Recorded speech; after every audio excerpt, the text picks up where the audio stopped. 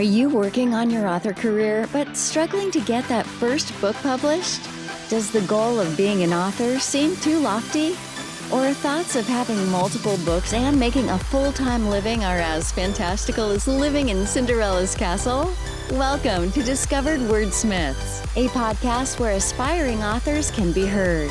Join Stephen Schneider as he finds and talks to authors you may not know, but authors that have gotten their foot on the author career path. Hear what they've done to get there and where they want to go now. Settle back. It's time for a bit of inspiration and advice. Come listen to today's Discovered Wordsmith. Brought to you by Mind Architecture. Building worlds for your mind. Today, I want to welcome Edward back to the podcast. How you doing, Edward? I'm doing okay. Glad to be back on. Now that we're in winter, last time I talked to you, it was like -20 or something, and you were talking about walking around outside in the snow. Do you have a nice weather now? Is it actually over better? The weekend it was more like 30, 31 Celsius, put up around 90 Fahrenheit. So we've had some really hot weather. Unfortunately, our air conditioning is broken, so getting that fixed. But today it's quite cool. It's 18, I think, for a high today. So nice. Yeah, it's been awful humid here. We've had rain off and on for a couple days, so it gets really humid. And that's worse. I'd rather have heat without I went to university in Arkansas, so I know heat and humidity. Yeah, and I was in marching band. Yep. So oh, nice wool uniforms and stuff, right? Black ones at that. Oh man, we had dark maroon and gold, but you put that on, and I played drums. When you carry that big heavy equipment, our drummers were lucky. They got to wear kind of a peasant shirt with an open collar and something lighter, but all the rest of us were stuck in these winter weight woolen uniforms. Yeah. Cool. All right. So it's good to have you back again. We've talked with you before about some of the books you've had, the anthologies, short stories, some of your other books. So today we're going to talk about a new book for you called Soulworm. Yes, although it's not really a new book. It's an old book in a new edition. It's my debut novel, now out in a new edition. Oh, that's awesome. And that's probably why you suggested we talk a little bit later for the author stuff about revisiting and revising. Perfect. All right. So give us a little bit of the background history here of Soulworm, how it fits into your overall list of books. And well, when I came out of university, I had decided in high school that I wanted to be a writer, but I also knew you couldn't make a living as one. So I was actually working as I went into journalism. I was working as a newspaper reporter and then editor of my hometown newspaper. I was editor at the age of 24 of my newspaper back at Weyburn, Saskatchewan. And it was sometime during there that I wrote Soulworm. I can't remember exactly, but I was living in Weyburn. And so the book is actually set in Weyburn. And at the time, it was a contemporary fantasy novel. Now it's a historical fantasy because I kept it in 1984, I think, is the year that I set it in. So yeah, it wasn't the first novel I wrote or the first one I tried to get published. It was, however, the first one that got published in 1997. So even by that point, it had been about at least 10 years that I had been sending it around. But that was back in the good old days when everything was typed up and you sent it out in a box and you waited forever. And then you got either you got it back if you'd sent enough postage, or if you were lucky, you got at least a letter back. Sometimes they just lost the manuscript. So I don't really miss that way of doing things. I bet. So I was frozen there for a moment on my screen. So that was the background. And because it was written while I was in Weyburn, that's why it's set in Weyburn. And it was inspired by Weyburn. Weyburn is a prairie town of about 10,000 people, but it has a hill, which is a little unusual in southern Saskatchewan. The river kind of curves around the bottom of this hill, and there's a water tower, an old water tower on top of the hill. It looks a bit like a lighthouse. It's a distinguishing feature of Weyburn. But I was driving through town, and I looked at that hill, and I thought, what would be more interesting on that hill would be a castle of some sort. And that was the inspiration. So I started thinking about parallel worlds and how there could be a world just like ours, only there's a castle on that hill instead of a water tower. And then I decided they could also have a forest because there weren't a lot of trees around. And that was it. And then I thought, what would be happening there that might connect the two worlds? And I came up with this idea of the soulworm, which is a creature that feeds on negative emotions and hate and violence and stuff like that. And somehow one of these gets into our world. And these race of priestesses who fight it in that world have to send somebody after it, and they accidentally, literally accidentally, the wrong person gets sent. And it's a teenage acolyte of these priestesses who actually doesn't know what she's doing or have the power to fight soulworms as far as she knows. And she's also stuck in the body of a teenager in Weyburn who's been in a coma. She only came in her spirit, and she had to have a body, and that's where she ends up. And she can't even influence what this girl is doing to begin with. And the Soulworm itself possessed this girl's best friend. So that's the setup. Nice. And I love this because you said it was your first book, but you didn't get it for a while. And then you've done so much since then, and now you've gone back to it. So let's jump around just a little bit. Why did you decide to go back to this book and re-release it? And what was that like, going back to something you wrote 30 years ago? I can show you one reason. This is the original Soulworm. And I absolutely hate that cover. Looks like a graphic novel. And I've actually met the artist. And it is a moment in the book, although, as I always say when I'm doing school readings, and I did quite a few because this was my first book, so I did quite a few school readings. I always said in my defense, first of all, that girl's supposed to be 16 or even younger, and she looks in her 20s minimum. And she was not wearing a miniskirt in my story. That was put on there by the artist. Anyway, so that is a scene. That's the very moment at which she falls inside this magical circle and her spirit gets sent into our world. But I didn't like the cover. That was one reason. And so I did a new cover. So now this is the new cover. It's also very shiny. Wow. Well, there you are, reflected in the cover of the book.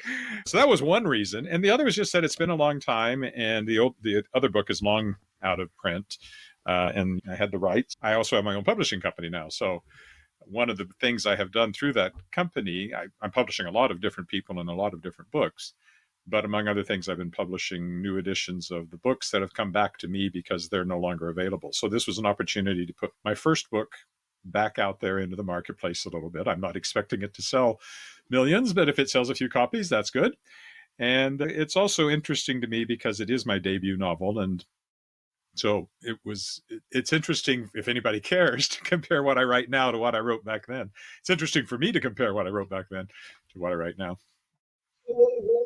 So what was that like, looking at it, reading it? What did you go, oh man, I can't believe I wrote that? And did you change a lot of it? And what was I didn't that whole change process a lot. like? I tweaked it here and there, the language here and there, the way I feel about the uses of commas and things like that has changed over the years. So there's just that kind of copy editing stuff going on. But I was actually, it sounds a bit egotistical, but I was actually quite pleased with reading what I wrote back then. And I was writing at a professional level all those years ago, and it just took a while and even then the publisher that I had was a terrible publisher, so I was happy to have an opportunity to bring it out myself for that reason as well. And it was some time after that before I really had my first novel picked up by DAW Books in New York, and then that's been my main publisher. I have 12 novels with them now.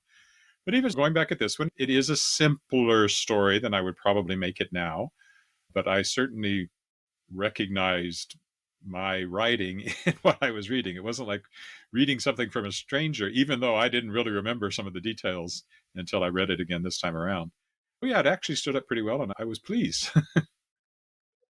Nice. And that's a good thing nowadays, is being able to get your rights back, and you have that option to publish. Whereas in the 90s, it was a completely different era. I don't know if I were coming along now, I don't know what approach I would have taken. I might have immediately started self-publishing, and maybe that would have been good in some ways. But I think the process that I went through all those years ago of writing, sending stuff out, and then writing something else without even thinking about it till it came back from the publisher, I probably had, by the time this one sold in 1997, there wasn't any money involved, but anyway, I had probably,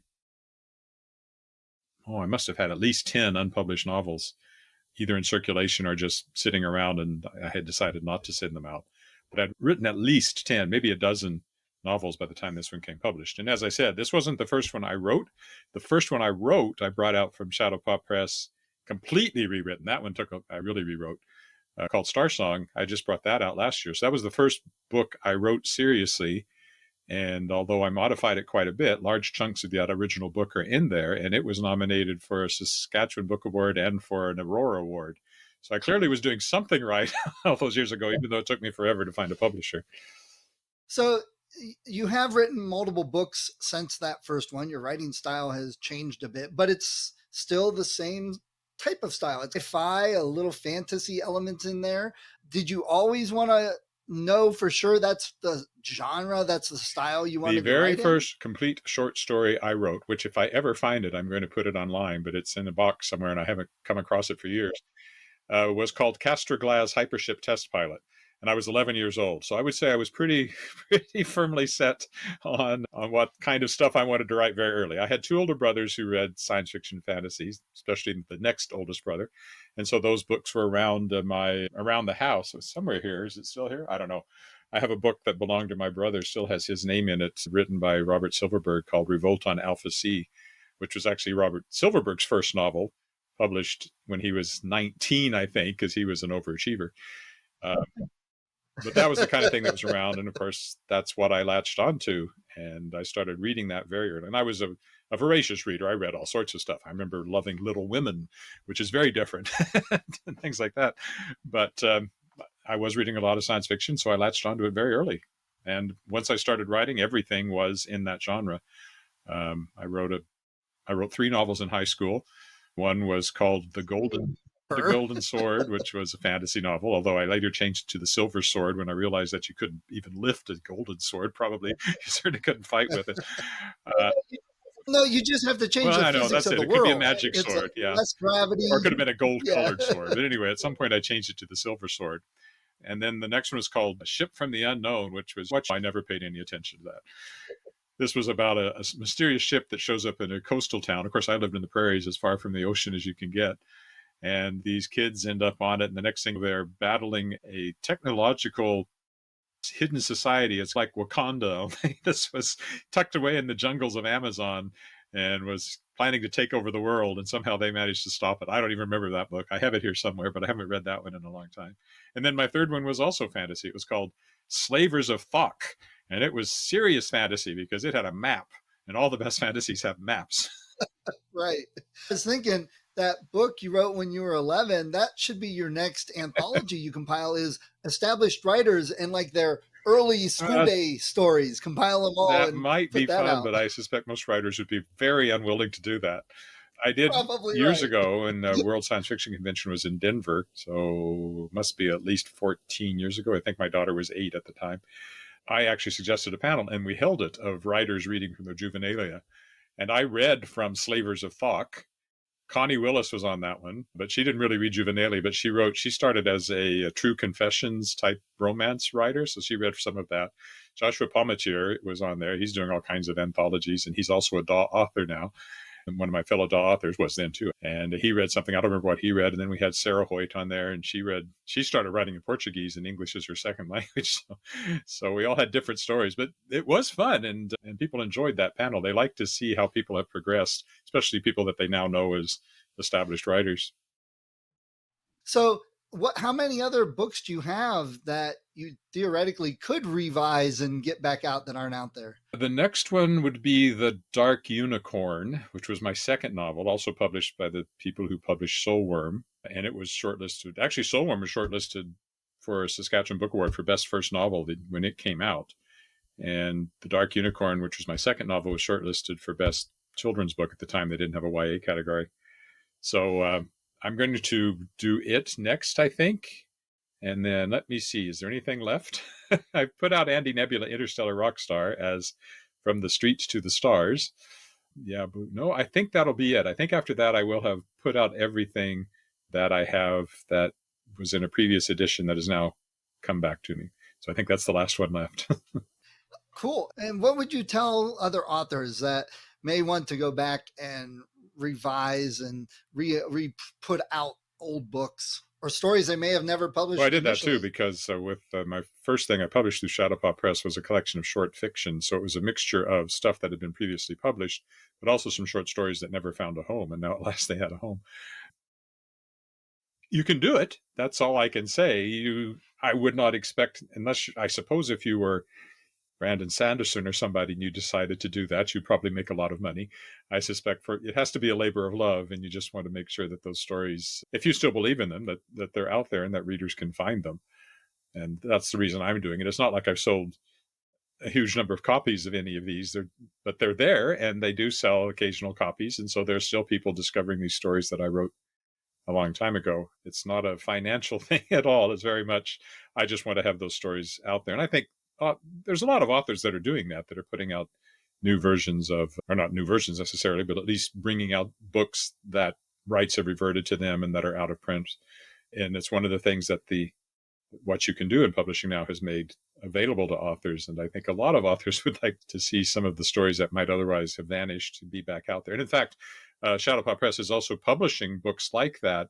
I have an imprint called Shadowpaw Press Reprise, and I'm getting a lot of books where the publisher died. In fact, one of them was my publishers, the Coteau Books here in Saskatchewan.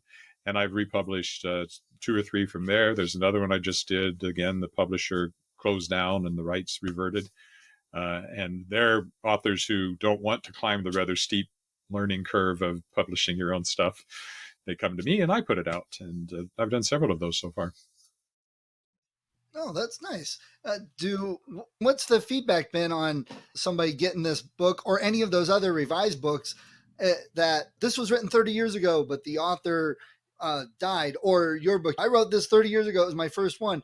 Have people said, yeah, you should have left it away, or are people glad to get these books? I haven't had any feedback on Soulworm. I'm glad it's out there. That's all that really matters. And I don't know. I think I know some of the authors. One, for example, that I republished, Anne Lazurko, has a book out now that's getting all sorts of critical acclaim. And her first book, Dolly Bird, was one of these books that I reprinted. And so she's very happy to have it because now as she promotes her current book, she can also now know that her first book is available for readers who like her new book. They can go back and find that one. But I don't know exactly what readers are saying when they read these old books. Nobody has told me, you should have left that one in the drawer. Nobody has said that to me anyway, but they may just be being nice. I don't know. If people don't like something, they're more apt to give you that negative feedback and tell you that. It's when they do like it that you don't always hear that as much. So take it as a good that, or just nobody's reading it. And so there could be that too. That's true. So is this available as ebook and print, or just it's available in both ebook and print? I held up the print copy, but and everywhere is wide. It's not just stuck on Amazon or anything. It's available everywhere books are sold, and any bookstore can even order it in if you ask them to, which would be, I really wish you would. Tell them to bring in 100 copies or 2, just to be sure they have enough. Oh, and no return. But don't send them back again after they don't sell. I need 100 of these for gifts for the year. Every author would love that. Just need one person to do that at every store, and we're good. That's all we need. So do you write under any other pen names or anything like that you have things out? Because you have your publishing company and use other people publishing through you. Do you do multiple genres and keep things separate? Not particularly, although I do have pen names, but they were both not given to me, but I was asked to use them at DAW. So I'm E.C. Blake, who wrote a trilogy called The Masks of Agyrima. And I have used that pen name outside of DAW. A company called Rebel Light published a book of mine, which they titled Flames of Neviana. And they went under pretty quickly. They weren't in operation very long. So I brought that out through Shadowpaw Press under its original title of Blue Fire, which I like that title better. Although when I do look around, I see there's actually quite a number of books called Blue Fire, but I still like it. It also is really nice because it makes a nice little square block on blue and fire, about the same length of word. So I've done that one. And then my other pen name was Lee Arthur Chain, and he's only written one book called Magebane for DAW. I think what happened with DAW was I started off, Edward Willett wrote science fiction. My first 3 novels for them were science fiction. And they said, well, you should switch to fantasy. It's selling better. We'll give you a fresh start. So I became E.C. Blake. No, I became Lee Arthur Chain first. And this was like a fantasy standalone called Magebane. And then I became E.C. Blake because the Masks of Agyrima trilogy functionally was YA. The main character is a 15-year-old girl, and she only ages up to, I don't know if she gets to 16 over the course of the book. But they said, we don't do YA. But because it was a young female character, they thought maybe initials in case somebody cares and they might think that you're a woman that way if you do that. Okay. So I became E.C. Blake for those 3 books and then used it again. But I went back to being Edward Willett with DAW, and everything I've written since then has been as Edward. Back in the Star Trek original series, DC Fontana was a woman, and they made her use the initials because they were afraid people wouldn't read or watch sci-fi. I know, and it's almost the other way around. Sorry, my phone just went off. Oh, and it's spam too. It wasn't even real. Now it's buzzing. Let's put it over there out of the way. And it was interesting because it was actually the other way around, because I was writing a young female character. They thought, maybe it'd be better to be initial so that people might think that I was a woman. Right, right. So you mentioned a couple times about YA and young children's. Not all of your stuff is in that realm. So that's something that I've said is newer, that the YA category, I've had a few people argue saying, oh yeah, we had YA back in the 80s. No, not really. So how do you decide if something's YA or children's or adult? That's a good question. If I'm trying to sell to a publisher who specializes in YA, YA is really a marketing term. Back when Heinlein was writing what you would now think of as YA, they were just called juveniles, which I'm glad we got away from that terminology. The explosion in YA probably goes back to Harry Potter specifically. But yeah, for me, it's basically goes down to the age of the character and what I think that's really it. And then there are certain ways that, like the Masks of Agyrima was published in the adult science fiction market, fantasy market, although it was functionally a YA because the characters were so young, the main character was so young. But all that meant was that I didn't even think about the level of violence or anything that I felt was appropriate. I just wrote it as I would. Now, given the way YA books are now, I don't think there's anything in there that wouldn't fly as a YA book because they are far more wide open than they were once upon a time. So that's the only definition I can give, is that you have a young character, and it's a young character whose concerns are those of young characters, I guess. It can be a young character who's operating in the adult world and everything is seen through an adult lens, and I think that pushes it into the adult. But even my stuff that's been published as adult, I don't know what it is about how I write, but this last 3 books I did for, not last 3, but a 3-book series I did for DAW called Worldshapers. The main character is established early on as 27 years old. And yet when it got longlisted for the Sunburst Award up here for Best Canadian Science Fiction Fantasy, they put it in the YA category. And I don't know why. There's not a single teen character. There is in the 3rd book, but there's no main character that's a teen, and they're grown-ups. So I don't know why it got tagged as YA. So I guess I don't really know the answer to that question. That's good. I think sometimes I don't like I write middle grade, and I hate when people say, oh, you write middle grade, because middle grade is a demographic, whereas you can have fantasy middle grade, which is totally different than like Dork Diaries, or totally different than even Harry Potter. It's fantasy like in elements, but it focuses on magic and wizards. So I hate saying, oh, it's middle grade. I write fantasy for middle grade. I think it's more like you said, they go for the tropes, the feel, as opposed to something like Jack Reacher or some other Patterson book or something. That's I've never managed to sell a YA book to a YA publisher, so I'm not sure I actually match that demographic, or at least that marketing slot, very well at all. So for anyone listening, before we go, if they like your books, if they like fantasy, science fiction type stories, what would you tell them why they should get Soulworm? Soulworm is fun because, first of all, it's got a Stranger Things vibe now because it's set in 1984, which actually, if you go back, you'll notice I picked a font that might remind you of another. A little bit, yeah. So there's that, but I've always enjoyed the fantasy mixing into the real world. And I think that's the appeal of Soulworm. And a lot of those kinds of stories, contemporary fantasy. I don't think the term urban fantasy even existed when I wrote that book either. But that mixture of fantasy with the real world. And in this case, it's a little different setting because it's set in a small Saskatchewan town, which to me is not exotic, but it might be to somebody reading it somewhere. My wife likes to say that we think Tuscany is exotic, but to people in Tuscany, Moose Jaw, Saskatchewan is exotic. So it's all a matter of perspective. So I guess it's got that going for it. And if you're interested in seeing something that somebody who's now getting old wrote when he was young, you can compare it. You can get that, and then you can get all my other books, and you can read through them, and you take notes and figure out my progression of writing as you go along. Published order, that's a big thing, especially like in comic books. What's the published order as opposed to the timeline order? And yours are all separate, so timeline doesn't pertain to this. All right, Edward, it was cool catching up with you. I love talking to you again. I'm glad we got to meet up on it. I hope you get your AC fixed for the weather. I hope so. Soon. It turned out there's also asbestos we have to have taken out of the basement before they can put in the new furnace. So that's what I'm juggling this week. Oh It's an man, old house. It's a not like very you have old house, anything to, almost 100 years old. So yeah. Wow. Wow. All right. Hey, I wish you a great day, and I appreciate you getting back on and catching us up on what thanks you've so been much. out. Hi, if you enjoyed this episode of Discovered Wordsmiths, please support the author. Go to their website, go to Amazon, look them up, get the book. And if you click on the link that I have in the show notes, you'll also help support the podcast so I can keep the hosting and all the software I use and keep it running to help more authors. When I am recording this, we've got over 100 episodes, lots of authors. Go to the website, discoveredwordsmiths.com. Check it out. There's a lot of great authors, probably in some genre that you love. See what they have. Check out their books. That's what the point of the podcast is for.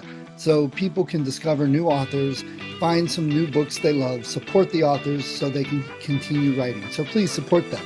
And if you do like the podcast, if you've been thinking of podcasting or you're a writer, I've got some links also at the website. Click on those if you're interested in any of the software or services that I talk about.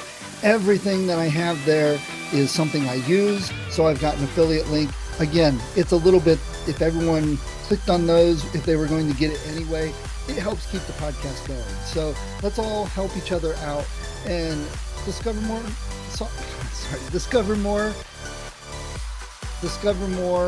authors to read.